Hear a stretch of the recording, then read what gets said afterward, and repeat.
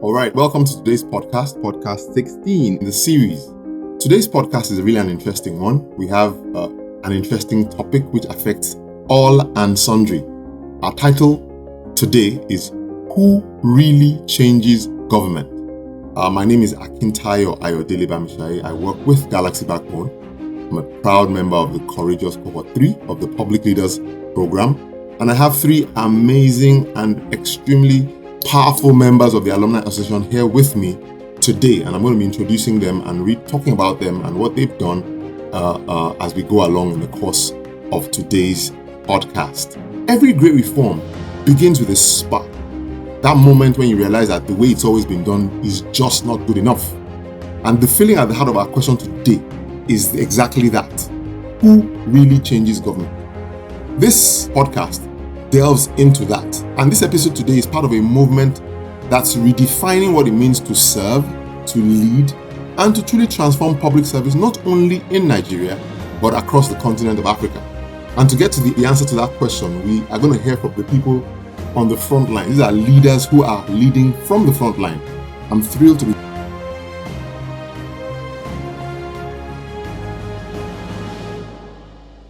joined by amazing, incredible leaders from AIG Public Leaders Program Alumni Association. Now, the first person I'm going to be introducing is Mr. Idowu Bakare. Mr. Idowu Bakare is a Deputy Director in the National Assembly and currently serves as Clerk of the House Committee on Water Resources in the House of Representatives. He's a legislative administrator with over 2 decades of experience supporting lawmaking, oversight, and parliamentary diplomacy at national and continental level. In fact, he recently completed a secondment to the Pan-African Parliament in Midrand, South Africa, where he served as a committee clerk, contributing to deliberations on trade, immigration, and regional cooperation. As an alumni of the first cohort of the AIG Public Leaders Program, he also initiated a digital transparency initiative, the National Assembly's dashboard. We're going to be hearing a little bit about that today. He's the president of the Aig-Imoukhuede Foundation Alumni Association and is known for his expertise in committee management, legislative research, public policy analysis, and interparliamentary engagement. Idowu is passionate about governance reform, institutional capacity building, and the role of parliaments in shaping Africa's development trajectory. You're most welcome to today's podcast, Idowu, and we're glad that we have you here with us. The second person we're welcoming is Rashidat Umar. Rashidat Umar serves as the Deputy Director and Head of the Education and Engagement Unit within the Youth Development Department of the Lagos State Ministry of Youth and Social Development. She's a staunch advocate for data-driven governance and has championed youth-centered digital transformation, bridging the divide between government, young people, and civil society. As the treasurer of the Aig-Imoukhuede Foundation Alumni Association, she exemplifies leadership that is grounded in accountability and service. As a Cohort 2 alumna of the program, her capstone initiative was an interesting one, and I'm sure she's going to talk about that a little bit today. It culminated in the development and deployment of a standardized digital reporting platform for youth-focused NGOs in Lagos State. And as we speak right now, over 80 youth-focused NGOs submit activity reports electronically. Now, this is a leap that has enhanced data accuracy, streamlined performance tracking, and strengthened the ministry's capacity to assess organizational impact and make evidence-based funding decisions. Rashidat, we're so glad we have you here today. You are most welcome to today's podcast. Thank you so much. It's my pleasure to be here. Finally, we have Chioma Nzewi. Chioma Nzewi is an Assistant Director and Head of the Planning, Research and Statistics Department at the Southeast Development Commission. She's a seasoned public servant with over 18 years of experience in program, project, and policy planning across 8 federal ministries in Nigeria. She holds an executive MBA from the Quantic School of Business and Technology and a master's degree in international and development economics from the Australian National University, right down under. And of course, a bachelor's degree in economics, sociology, and anthropology from the University of Nigeria, Nsukka. She has received multiple scholarships and awards, and she has served as the pioneer governor of the LEAD P program, the Leadership Enhancement and Development Program. She's a Cohort 4 alumna of this AIG Public Leaders Program with a capstone project focused on strengthening leadership capacity, digital competency, and ethical standards across the Nigerian civil service. Using a train-the-trainer approach, our goal is to equip civil servants with practical skills in ethical leadership, digital governance, and strategic communication. By that, she fosters a more efficient, transparent, and citizen-centered public service in alignment with the Federal Civil Service Strategy and Implementation Plan 2025 Reform Agenda. Chioma, we're so glad you made it today. Thank you so much for being with us. Thank you very much, sir. Thank you so much. All right, let's get right into it.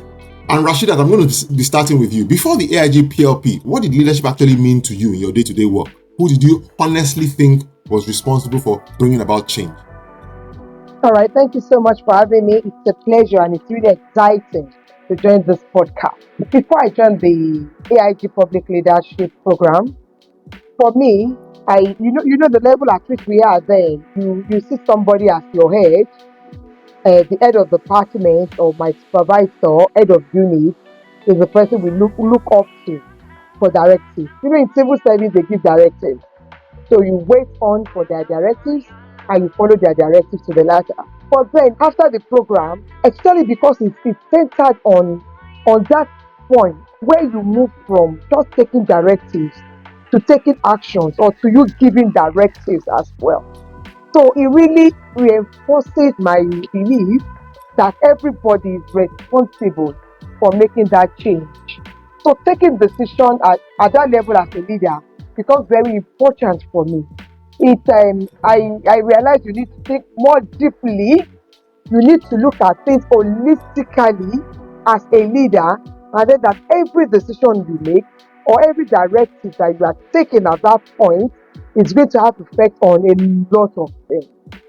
So before the AIG PLP, just regular civil servants, even though when during the training, I really validate some of the things I do as a civil servant. That's a bit different from what other people are doing. The teachings, the learning validates it. And the crop of people that I met at the training also validate that fact that all of us are an integral part of leadership in public space. So after the program, I became a better leader. I became a better change driver within my circle where I work. So for me, we are all responsible for the change. It's a collective thing, but a lot of it rests on the head because you are the driver. So you are the leader. So a lot of that responsibility rests on you. But then it's not something that you can do in silos. We are all involved in driving that change. Fantastic. Thank you so much for that. Just one more thing. Was there a specific moment, maybe a case study or a conversation or, something that flipped the switch for you during the program that just made all of this come together? Was there a particular moment like that during the program that you can recall? Yes. One of the sessions is the one on team building, working with your team, and then where we have to make a decision. I can't recollect the name of that particular exercise where we have some very difficult situation and then you have to take a decision for yourself.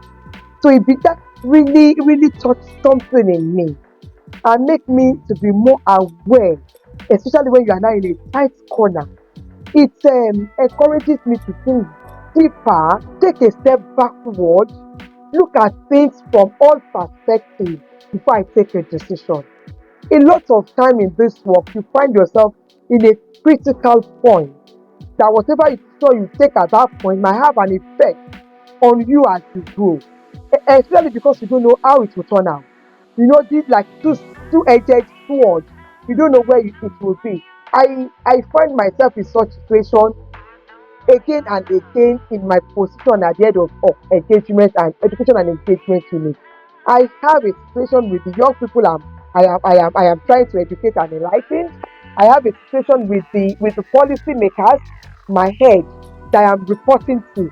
So but for the training actually emboldens me to take some decisions, stand by it, defend it before the young people and defend it before the policy maker. I am at a very critical point where you see your head wants to push the blame on you.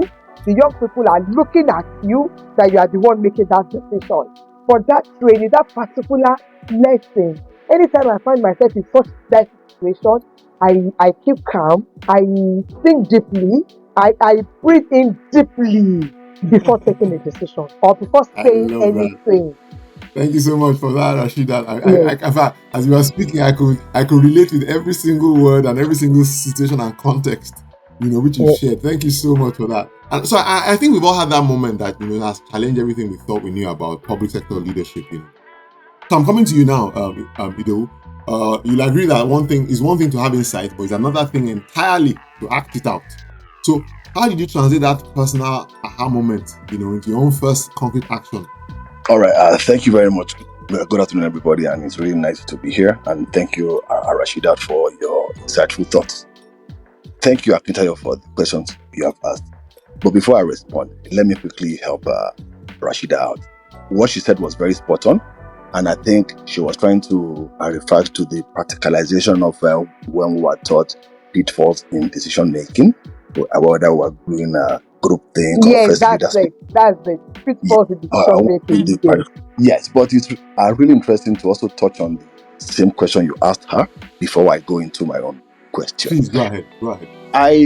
I grew up in a military family.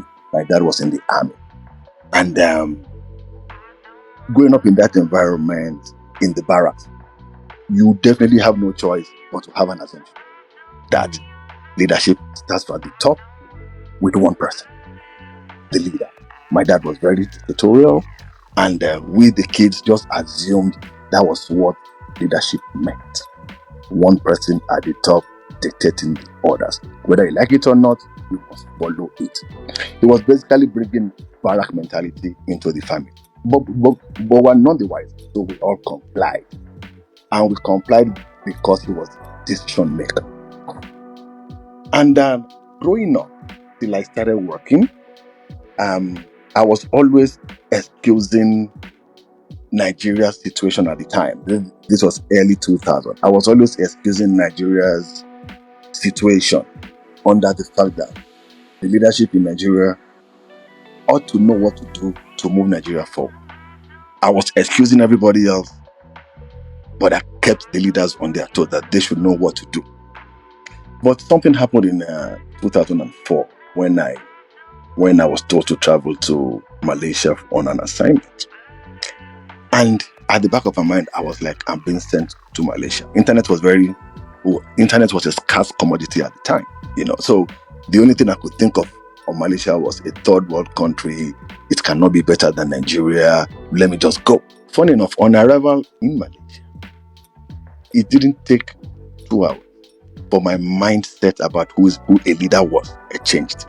I was expecting to get to a country that looked like Nigeria, third world, just 3 years older than Nigeria. So nothing can be far from what Lagos offers. But I got into this country and I saw modernization. And I was wondering, how was this possible? A country that is 3 years older than Nigeria, 1957. How was this possible? And I kept hearing one name, and that it was the former president then who had built the country.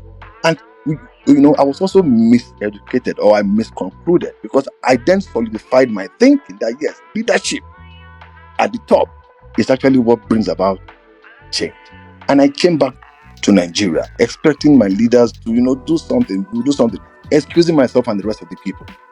Do something. If it's possible here, Obasanjo can do it there. If it's possible here, Tinubu can do it there, And that was my thinking. But something happened. In that same 2004, I was a very junior officer in the office. And all my senior officers had traveled. They had all gone to South Africa.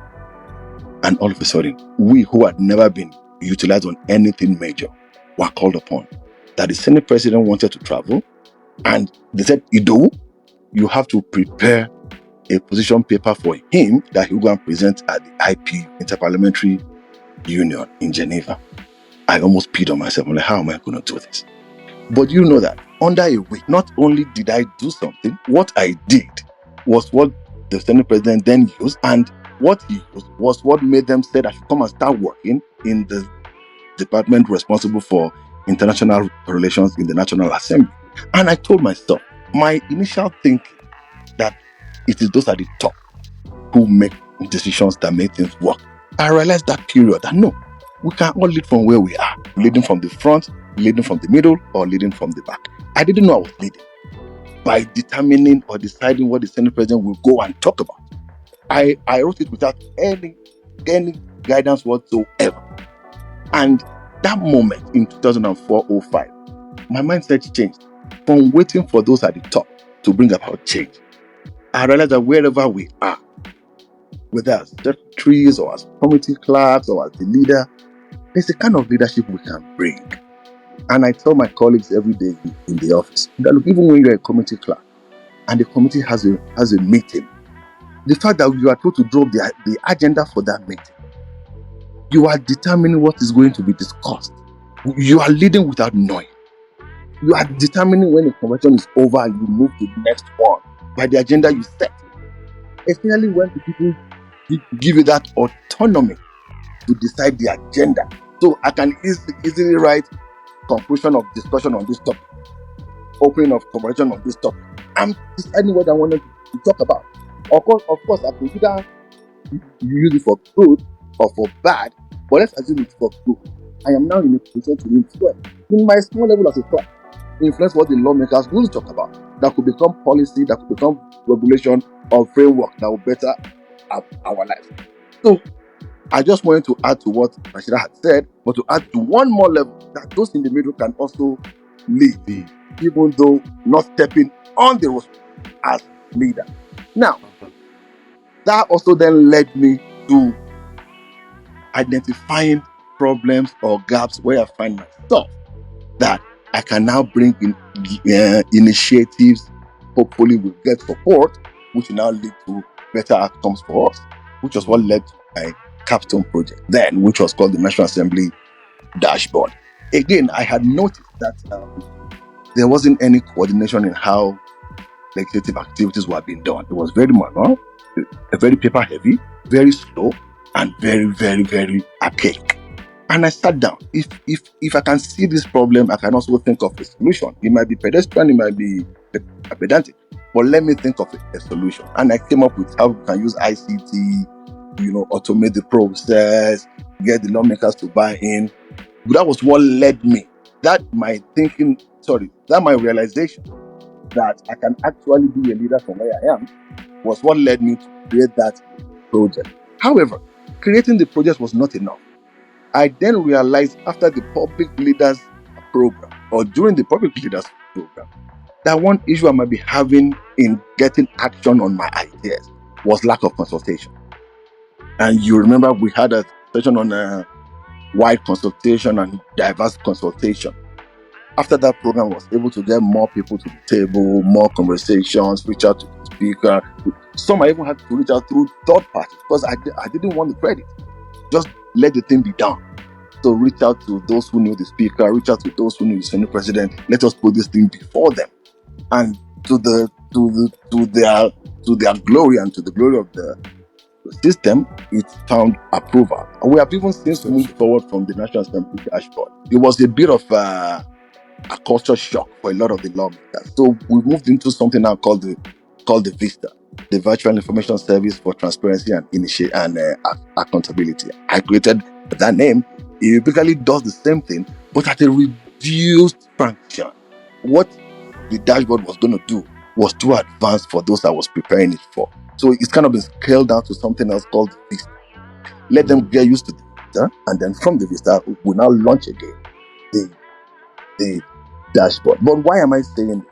We are all able to do these things from where we are. Not because Rashidat is heading her agency, or because Akintayo is heading Galaxy Backbone, or because Chioma is heading SEDC, Okoye is there. But we are all able to bring change from our desks. Because one, we've been able to grow influence, we've been able to grow status, and we're trying to use those things quietly without taking the shine to make the system change.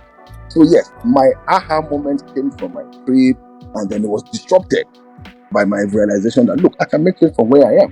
And that's why I think we are where we are today. Fantastic thoughts, Idowu. Fantastic thoughts. Thank you so much. I mean, I like the fact that, this has been, in play for the last 2 decades. And it has found expression And I like the fact that you've talked about how you have contextualized it. So, I mean, there was something grandiose, but we need to sit it and bed it down in reality. So you've created something that is now fitted for the current environment while not losing sight of the ultimate goal.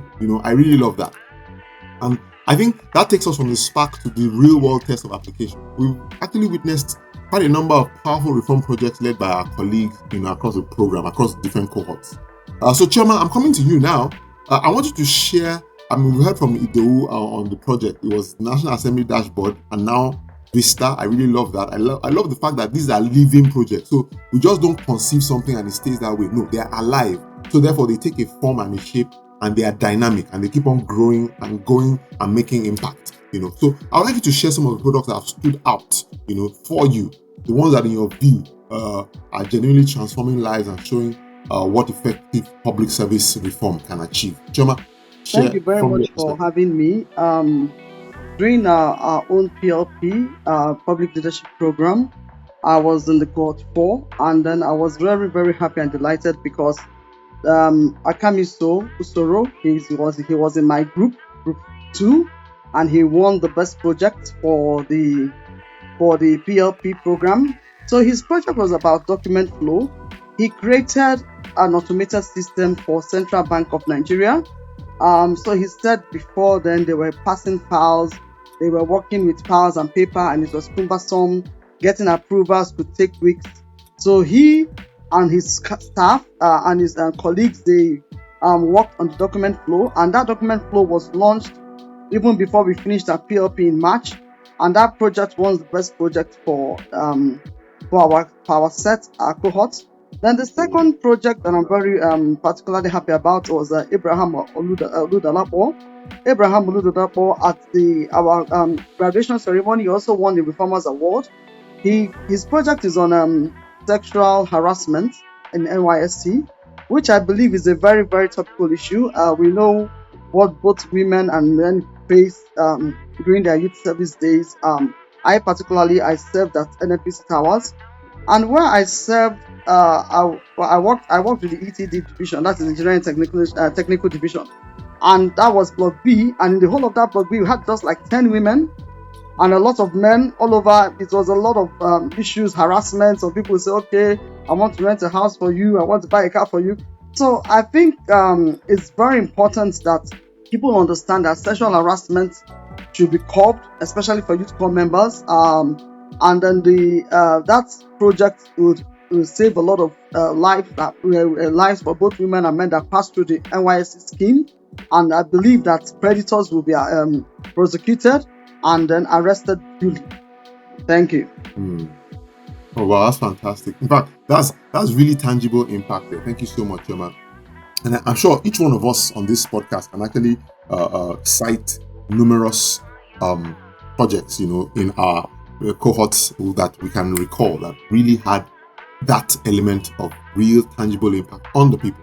So these examples really show what's possible when public servants are empowered to lead change. But as we know, change is rarely welcome with open arms. Chioma, you were just talking about how you have to sanction predators and all that. You know that when there's a policy against such predatory behavior, there'll be pushback. So from what you've seen, what kind of pushback do you think reformers have to overcome to make their projects work? So number one is resistance to change. Resistance to change is a very key thing. For instance, like the Akabiso's project that's talking about document flow, I think people that feel they have to procure paper, they have to procure ink, they have to procure, the procurement side, they won't be happy because, of course, no need of buying so much paper and ink. I mean, it's going to save government costs. So, of course, they will not want to have that change, document flow. And then, in the normal typical ministry setting, you have where you keep files. Those people that are in that room. So, for them, that means you don't have to come through them again to get files. So, for them, they would feel they won't be happy with that kind of project. They're going to resist it because they feel, okay, why would you not pass file? Why is it going through system? How are you sure the mail will be treated? And then another thing is that bureaucratic red tape for a lot of regulations. Okay, some people say, oh, when the things are like, for instance, there are a new policy was passed about people passing information through WhatsApp group. These days we find out that a very, very important information before you know what is happening, it has gone across board. So people who are very bureaucratic believe that such things should not be digitalized, that it should have things like that should be hidden, it should be put in a box. We have a file room, a box where you keep very top secret documents. Those things are supposed to be under lock and key. Classified information. Classified information. So those things should be under that lock and key. So they will not want that kind of document flow system because they feel that those classified information will be leaked. Another problem with having this kind of thing is lack of resources. We know that we have issues of funding when it comes to governance. So for instance, for you to do a document flow, everyone has to have a system to work with. So finances is going to play a lot of role. But I also want to thank your office, the Galaxy Backbone and NITEA, because I can see that they're doing a lot of digital training for civil servants and also giving ministries that do well laptops, and which is good. So I think in that way it's going to reduce the issue of lack of resources, because more ministries are going to have systems to work with, making it more efficient. But another problem we have is the stakeholders' opposition. I like when our president was talking about, he said how he got the Senate president to own his project. That's a very big issue, because if you have a project and you don't make the project their project, the project of your boss, it's very difficult for your boss to accept that change. Normally in the civil service, it's like, okay, you, what level are you? Why are you bringing this idea? People are going to fight you. But if you carry everybody along and then you get the stakeholders, to agree and just make it, okay, this is your project, it's not my project, it's a National Assembly project, it's the Senate president thing. Okay, in your tenure, this particular project was launched. So the Senate president will buy the idea. But if you come and say, no, it is Akintayo's project, there's going to be a pushback. Then for sustainability, okay, so we're talking about digitalizing the civil service. And sustainability is a very key issue. People are saying, okay, you want to digitize the civil service, where is the light? So, of course, we have to have like solar systems and then batteries that when there is no light, the computers are still working. Because you find out that, for instance, in Secretariat, for instance, when they take light for days or even at times for months, everything just stalls. So these are the things. Sustainability is very key. It's not just digitalizing the process, but how do we sustain it? How do we make the system to continue to work even beyond us? And another thing is measuring success. Measuring success is a very key problem in the civil service, because when we talk about executing projects, we can't execute projects when we don't know where we are. For instance, if you say you want to train health workers, for instance, do we know the baseline study and know, okay, after this training, we had 100,000 nurses trained in, let's say, prenatal mortality rate, and then, okay, at the end of 2025, December, we have trained another 100,000. So now we have 200,000. But you find out that in most cases, in most scenarios, a lot of ministries, agencies don't know how to record their successes. And it's not just about recording your successes, but doing it the right way. Taking pictures, taking a list of people you have trained. Very important, because when we're talking about getting funding, for instance, you can't go to donor, international partners, to get the funding when you don't have a verifiable, transparent, accountable data to get that fund. So we have to talk about measuring success. For instance, I like when our president said that, okay, they had to do a smaller version for people to buy into before they move into the dashboard. You see, so that way they try to do the first one, they can say, okay, why don't we do it this way? So these are the ways that we measure success and see other ideas we can bring in that is easier for everyone to work in and have a buy-in. And then finally, political and institutional barriers. Well, of course, we know a lot of politics when it comes to having an innovative idea. Some people might think, okay, are you coming from the right party? Because you know what? So one time, I was opportune to set up a delivery unit in Zamfara State. So when the Zamfara State government wrote, when I was central delivery unit, they wrote to the office that they wanted training. It became another problem to get approval. So that's another issue. It's a very critical issue, because they were like, okay, we are this government, this one is this government. So I think as a country, we should try to have one goal, and our goal should be that we need to change. We need We need to change the country, irrespective of our political affiliation. What we're driving at is to have, a Nigeria that works for everyone and makes the a society more reputable and makes the environment, better. That's what we should have as a goal and an aim. Thank you. I'm really so excited, as this conversation is just showing up the heart of leadership that the program actually brings together, across all the various cohorts, from each of our various perspectives, each of our various roles. We are coming together and we're showing it up. But we're asking a question, but in citing our instances and our reality, what we're seeing is really we're uncovering the answer. And what we're saying that if we can design and implement and manage the bottlenecks that result from bureaucracy, then aren't really all the people that change the government? I think that's the answer that is coming out, as we are having this conversation. So just to be reflective for a moment, reform may not be that shiny light Lamborghini that people may want to see. It's sometimes messy, it's sometimes slow, and like Chioma has just said, political. And it doesn't end with creating the change. So, I'll come back to you again. Just in 1 minute, what's the single hardest part of sustaining the change maker spirit day and night? Just one item. What's the single hardest part of ensuring that you talk about 2004 till now? How have you been able to maintain that spirit, change maker spirit, day in, day out? So I hope 1 minute is enough for me, first of all, because you have just woken up the passion I have. We are all cut from a different fabric, but we all have something in common. We all want change. That is clear. I'm going by what Thomas said. Change, you have pushback. Change, you have resistance.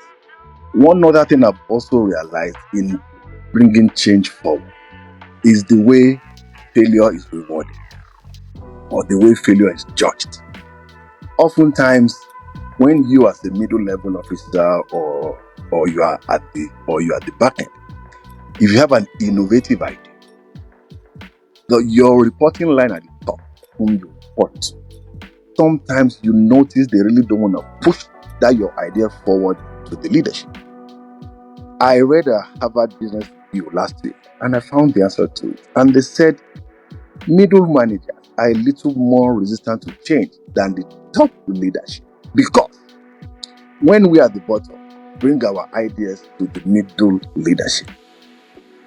If it fails, the middle leader gets all the credit, not you. Mm-hmm. If it passes, you get more of the credit, not them. Top gets credit, not them. Not them. So they are definitely going catch to 22.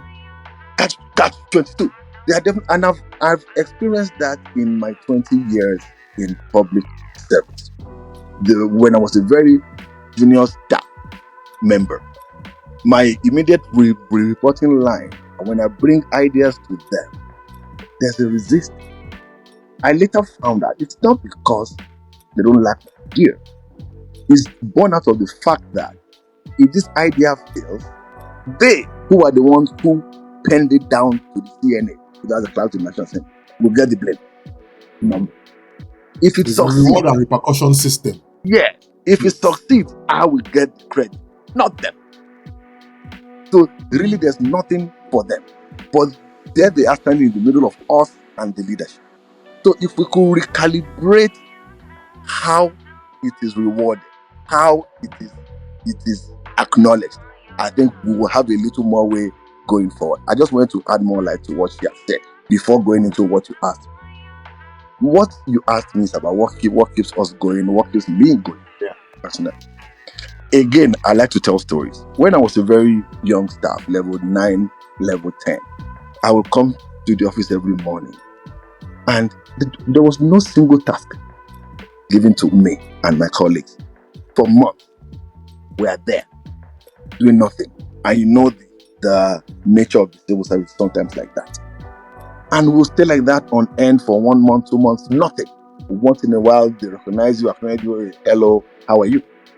But as I progressed in rank, and they started recruiting subordinates under me as well. So one thing always kept me away. The same way I was quietly insulting my superiors as not knowing what to do, thereby not engaging us. I didn't want to imagine my subordinates also Insulting now you. saying the same thing about us. So I would gather my colleagues, level 14s and 15s and 16s. Guys, you remember when we used to make a mockery of our bosses who were calling themselves orgas, but they had no single task for us? That should never happen to us. If it's happening, the bad thing is we will never know. And that is the worst. They're insulting us behind our back. So I stay awake every day thinking, how do I motivate my junior staff? How do I inspire my senior staff? How do I make the system change? Professor Chris Stone said something to us the first day we all met him. Rashidat, if you can remember, he said, there's this shift after you spend your first 50% of your years in service. There's this shift from thinking for yourself to then start thinking for the system. There's a way a large number of us transition from wanting to be promoted, from wanting to be given money, from wanting to be given responsibilities. You transform into, how can the system develop? How can the system improve? How can our processes improve? How can we eliminate this time wasting in this? Those things keep me fully awake. I don't see a brick wall. I don't see a brick wall. I'm moving. And I'm also moving because over the last 5 years, I have a crop of junior staff members across the National Assembly who now see me as their mentor. So every time I know they will come to me, I better be ready. I like that. I love that. I love I that. better be ready. As motivation They from come. behind. Yeah. You know that the guys behind you, Yeah. man, these guys are fire. Yeah. Okay, I love that. Come. That's beautiful. Bakare, one day we know you are going to be our leader, but please, how do we do this? Please guide us in this. I'm having problems in this. What can I do about it? They are always to have people looking up to me. That will definitely keep me awake. And I then love we all have this natural sense of irritability. Something just irritates you. Why is this thing like this? Why is this thing so slow? Why can't we do this? Those things also make my head burn. How can I get this done? Where can the answers to these things be? How can we use AI more successfully? How can we use data more? We are all constantly thinking because we have become differentiator since we collected that certificate from Aig-Imoukhuede Foundation and Oxford University. We must justify. I must justify. Rashidat must justify. Akintayo must justify. Chioma must justify. That certificate we hold has differentiated us. So whether we like it or not, it will keep us awake. It keeps me awake. I'm sure it keeps everybody awake as well. So I don't even see brief. I'm in the office today. I'm coming tomorrow. I'm here 7 days a week. Not because I like the office, but I'm productive when I'm here. I'm waiting for money to come and show my guys the next thing that we're going to do. Whether they like it or not, I'll keep it. They are politicians, they will go. The next person might just like it. And I tell my team, that's what we gotta do. We move. We don't see any war. Idowu doesn't see any war. I love that, bro. I'll come in right there because you said something. I don't want us to lose train of that because that takes us to the next thing, And I love everything. The convergence of everything you said is awesome.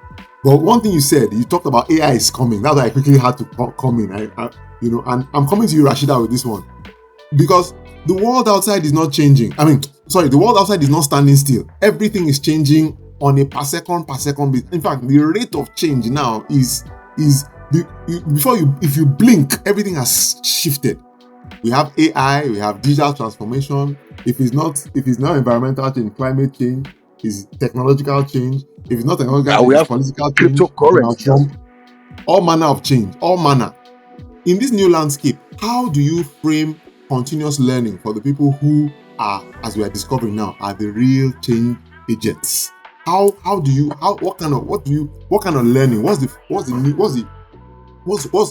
the learning type that the people who are going to be the real agents of change, what learning type do they need for them to be on the cutting edge of bringing about this change as we proceed on this journey? Rashida, I'm throwing this to you. All right, thank you so much. Let me quickly lean on what Idowu said. It's so unbelievable that when we joined service, we're just slightly experienced. I also experienced it, and I crafted work for myself. But then it's so unbelievable that we are now the policy makers. We are gradually adding units, we are adding departments, and then we are now looking back and say that this was how my oga was doing it. Like, do I want to do it better? So it's unbelievable. But with the learning from AI, it's a must. We must make a difference. So in this era of digital technology, I work with young people. And so if you are not on your toes, you cannot meet up with them. So I don't have a choice but to use digital technology for practically everything that I do. So for people working with me, I bring them on board. Now let me give you a practical example. What I do mostly is implement interventions for your kids, do programs, do activity as intervention. So now when I identify an issue and then we look at a particular solution to those issues, I call on young people as part of the committee. For everything I do, I set up a planning committee with young people as major drivers of that implementation. And for young people, we don't have a choice than to use technology to drive these things. They are mostly on social media. That's where we're going to reach them. So we do a lot of things using technology. And then for the other staff members who are joining this committee, they are always so exciting that they are learning something new, and they're also realizing the fact that they need technology. They need to up their game, else you don't meet up with these young people, and then you are not solving their problem. If you can't speak their language, if you can't work the same terrain with them, then you can't solve their problem. So for people working in my unit, they know that you need to be up and about. You need to know how to use your chat GPT. We're all starting to learn how to use AI, how to use technology to do whatever you want to do at the tip of your fingers. For instance, we are currently running a program across the state. One of the young people is doing the content development for us. Before the end of the day, she has developed a content. How are you doing? Please come back and teach my staff. They are all excited that this can happen. And they're also leveraging on the fact that if I can't do it, I should be able to get somebody who can do it to my side so that it can enhance my work.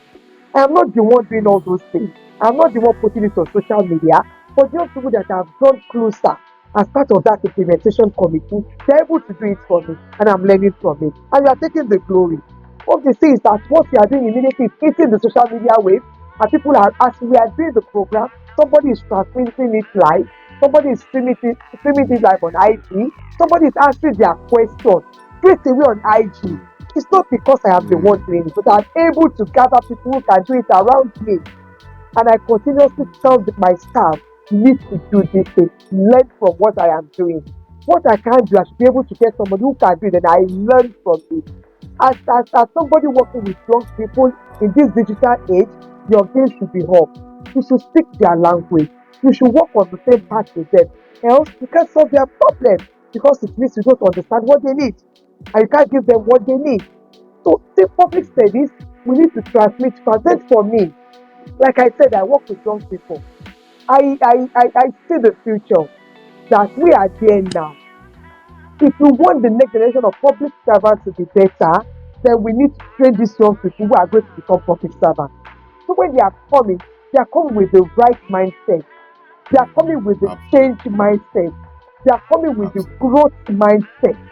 They are coming to make difference in public service because they have learned it growing up as a young person that we are all leaders in our capacity.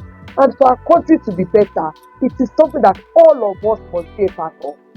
It's not just the governor, it's not just the president, not just the policymaker. Each and every one of us must be part of this change. And technology is driving everything now. So we must all up our game. Yes, so that's my own way of doing this, and then teaching those who are working with me that we need to up our game. We need to make use more of technology to do practically everything. If you must meet the challenges of these young people, if you want to speak their language, you should learn how to speak their language. If you don't know it, ask them to teach you. They're always willing to also teach people. They feel so proud if you ask them that come and teach me this thing. I don't know it. And it's always very difficult to agree that you don't know and you want to learn. So it's very exciting when I tell them, okay, come and teach me this. Oh, this is how we do it. Don't worry, the next time they also, oh, mom, you are also on the same track with us. So I don't have a choice. I don't have a Digital choice, mommy. but yes, so I don't have a choice but to be on that pedestal with them. And I encourage my subordinates who are working with me to also imbibe that. Yes, Excellent. Fantastic. Fantastic. I love it. I mean, all this is coming out. So the future leader is I don't want to say jack of all trades, master of all. I mean, but basically he must be competent or she must be competent and conversant with as many broad-based, a very broad-based personality, part policy yes, expert, part yes, technologist, part yes, physicist, So the person who's going to change the government is not just a specialist in one area. That's the yes, awesome point that you're making right now. It's not just yes, one person, a professor in this or that. No, he's broad-based, yes, So, I mean, I think it makes our central question even more urgent, as in who really changes government. It's clear that the answer is not in one individual. Now, coming to Chioma, I'm coming to you now. The Alumni Association is a vibrant network of brilliant minds who've gone through the program and are working on reform projects. What critical role does the community, now we're looking at it at the community level, we look at what we're doing at the individual level, how we're advancing our reform projects, how we're impacting on our roles. But now, what critical role does the community play in keeping members motivated, accountable, and effective? I want to really say a special thank you to Aig-Imoukhuede Foundation, the alumni team, and even our Mr. President. I must say that they are doing a lot. I belong to a lot of alumni organizations, and I can tell you that Aig-Imoukhuede stands out because number one, they do a lot of knowledge sharing, just like Madam Idowu has spoken about, Madam Rashidat has spoken about AI, how she's getting the people who work with her to learn AI. And so we do a lot of knowledge sharing, even amongst our groups. If we have any issue, we can reach out to somebody who can help us get through. So it's not just about one person being in charge. So recently, in the month of May, because Mr. Abraham Oludolapo, we did the Lead 3 program together. I was the governor, he was the deputy governor. So he sent me a link for an AI training that was organized by Lagos Business School and I think Google.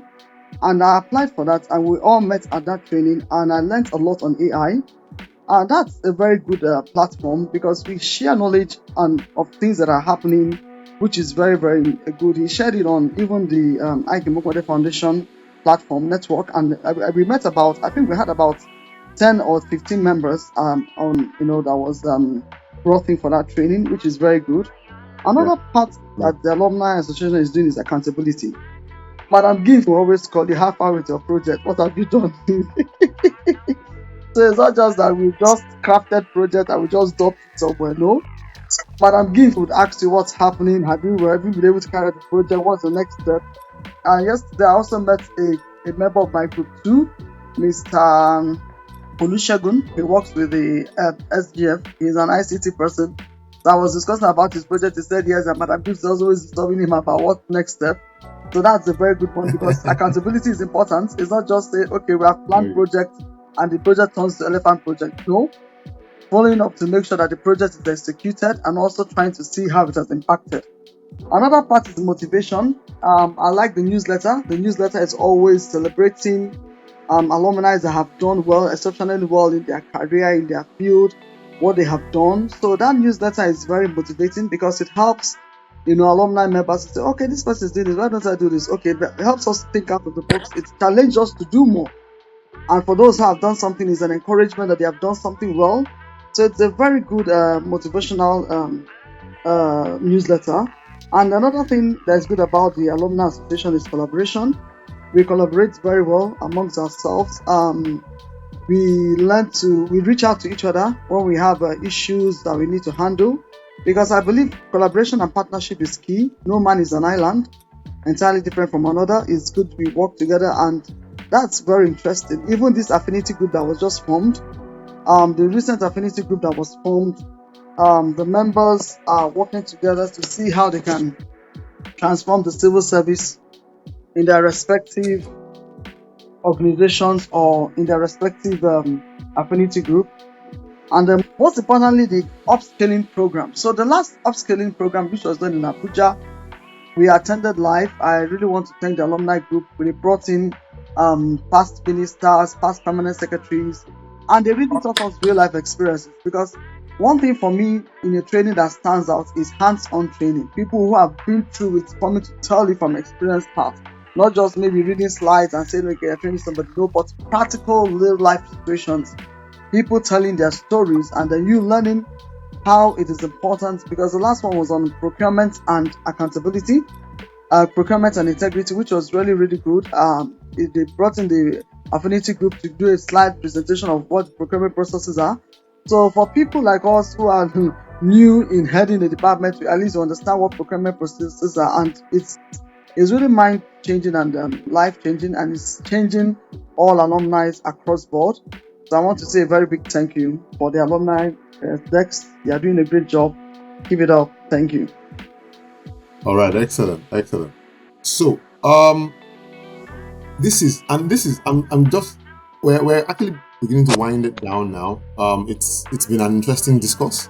I believe that the question which we are asking, that as in who really changes government, I think the answer is really obvious to us. I mean, from the get-go, it's you, it's me, it's every one of us.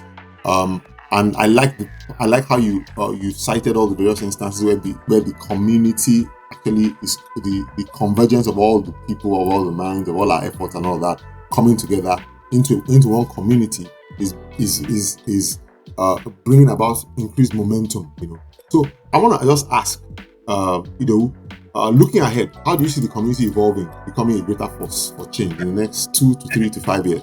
How do you see that quickly happening?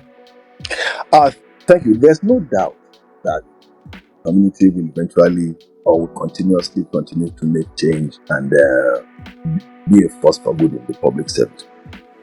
One thing must happen, and it is already happening. We need to grow in numbers. The more we grow in numbers, the more we have. Without influence, we really cannot do much. But we need to grow in numbers. It's just like I work with politicians, so I always bring everything around those who I work with. When lawmakers come to the National Assembly, especially very young, I always tell them one thing: I give you 6 months, you forget all these your lofty ideas. And they say, no, Mr. Bakare, no, I'm here for change. I said, no, trust me, you will forget it. And they say, why? I said, because you are not many. You are not as many as those who don't want change. Yes, you might make change in your own little corner, but you don't just have that quantum of number that can make change endure and sustain. And yes, after about 6 months, they lose sight of what they came here for. They are infected by the bug of the National Assembly. They start to look the other way. They no longer hold on to their ideals. But if they were more enough, it is always very difficult to influence them negatively. Instead, they become the positive influence. So as the alumni grows in number, which I'm certain it will grow in, as it grows in number, we'll have a larger footing, a larger bedrock, a stronger foundation, and we'll continue to make the change we will make, but at a deeper and a more significant level. No doubt that will happen. It's already happening, but it will happen in a bigger way. I give you an example. I'm the president of an alumni. Unfortunately for me, I don't have the time I wish I promised the alumni. I no longer have that time. But guess what? It's still surviving. Just imagine if we were double or triple this number, making change everywhere we find ourselves. Policymakers, decision makers, politicians, doctors, with lawyers, with local governments. That change will end, and it will come to stay. I have no doubt in my mind that we need to grow in numbers.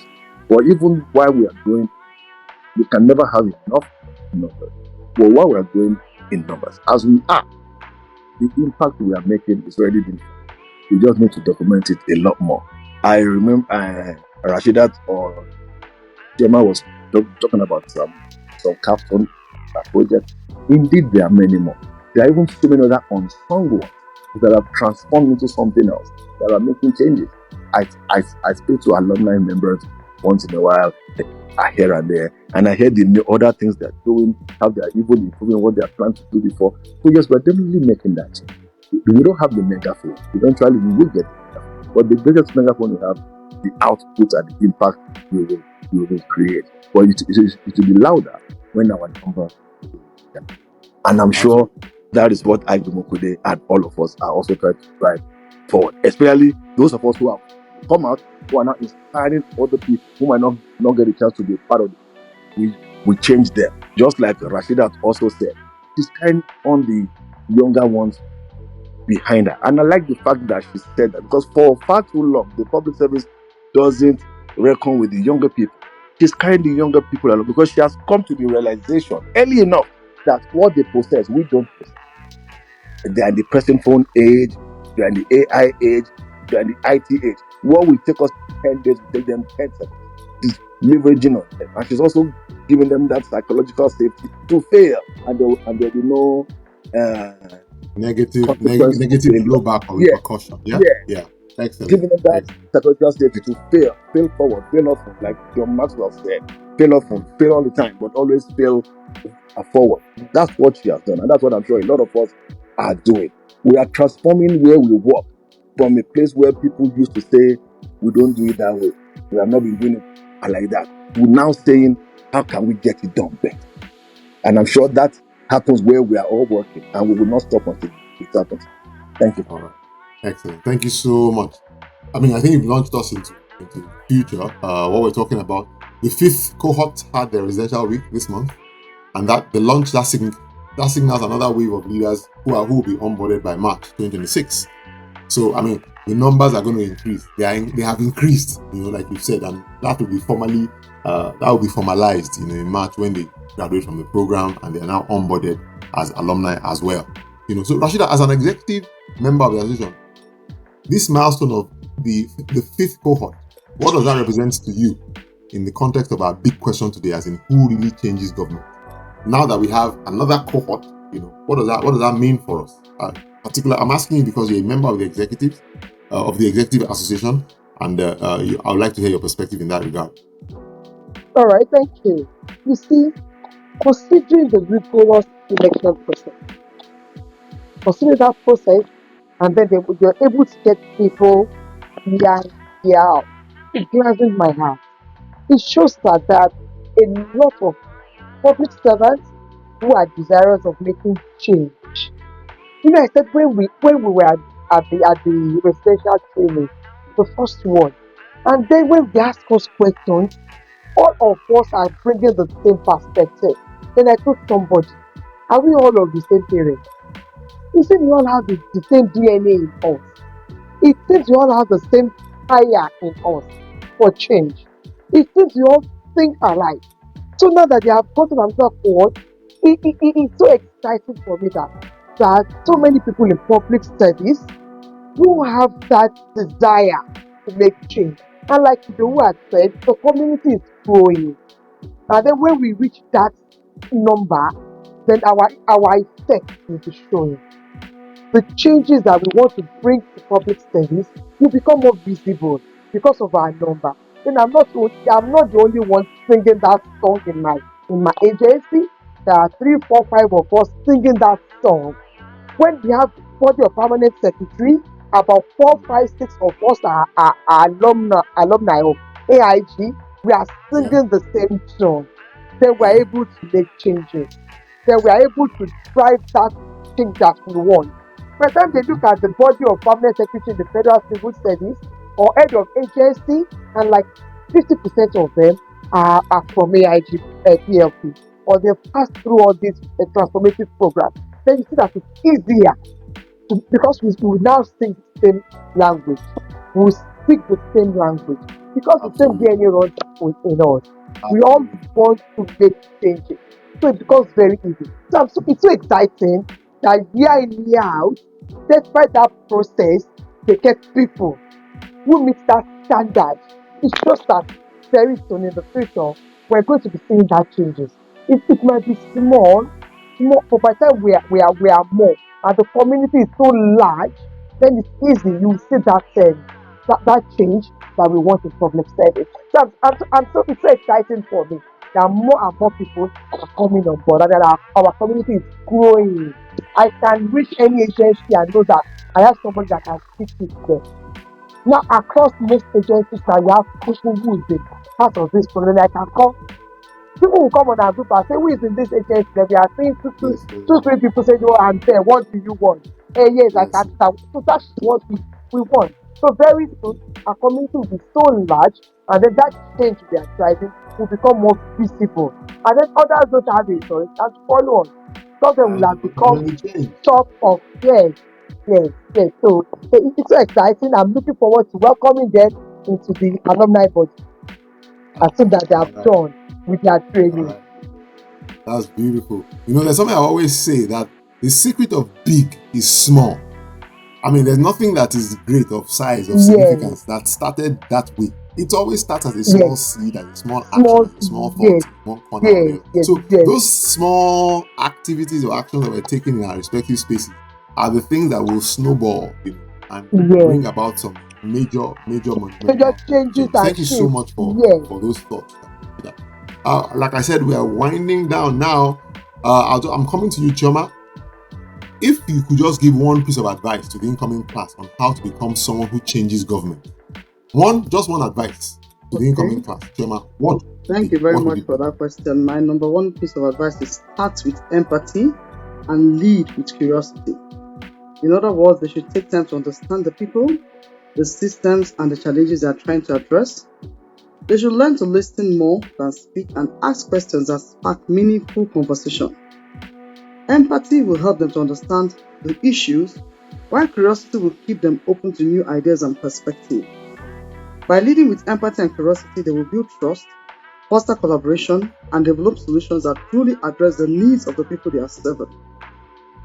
So, I'm just trying to encourage them, because leadership is not easy and making a change is not easy. But in life, like we've said, one step at a time, being determined, being purposeful, being focused. I know trying to bring a change, you're going to have a lot of your colleagues are going to fight you, your superiors are going to fight you, but having the right attitude, showing them love, showing them empathy, making them understand why things cannot continue the way it is in civil service. We are change agents, like you told me at the beginning of the podcast. And it's important that we tell people the reason why Nigeria has to move. Nigeria has to change. Things has to move. Everybody cannot keep their parry. You go to the hospitals, you have few doctors attending to so many patients. We are losing a lot of people. Everybody's leaving every day, and the brain drain will continue, except if we start doing the right thing in our little circle. Nigeria is a great country, and we can make it great again. But we need to lead with empathy and lead with curiosity. Thank you very much. I absolutely love those thoughts. I mean, empathy, curiosity. With those two, I mean, you can't go wrong. It's so with empathy, you immerse yourself into the context of the people you are attending to, and then curiosity. You're not saying, "Oh, I know it all," or "This is my pedestal." No. I'm curious. I want to find out how. Thank you so much for those thoughts, Chioma. So closing out now, I'll circle back to our main theme, and that theme is, who is it that really changes government? Based on the conversation we've just had and all the thoughts that we've shared and all the experiences that we've related, I think we know that answer now. And that answer is, the answer to this question is, the public servant who dares to learn, unlearn, and relearn, the leader who identifies a problem, a bottleneck, and actively works to solve it, and then the coalition, the band, the tribe, the community of reformers that refuse to let anyone go it alone, but we band together, that we go together.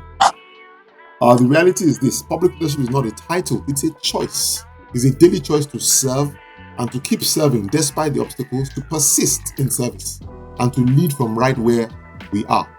So to the fifth cohort, you are now part of this answer. The future is in your hand. To our alumni here today, I want to thank you so much. Idowu Bakare, president of the Aig-Imoukhuede Foundation Alumni Association, thank you so much for making time out to be part of this conversation. Umar, Rashidat, thank you so much for sharing your time with us and your thoughts. Thank you so much. Our valued treasurer, we'll come to you with the check book so that I can sign them all when the time is right, And of course, Chioma Nzewi, thank you so much for making time out to be part of this podcast today. You've shown us in concrete terms what the choice looks like in action. You are living proof of where real change comes from. My name is Akintayo Ayodele-Bamisaye, and this has been the Aig-Imoukhuede Foundation podcast. Until next time, keep learning, keep leading, keep searching out, keep researching, keep discovering, and remember, you are the one who changes government. Thank you so much, and God bless you.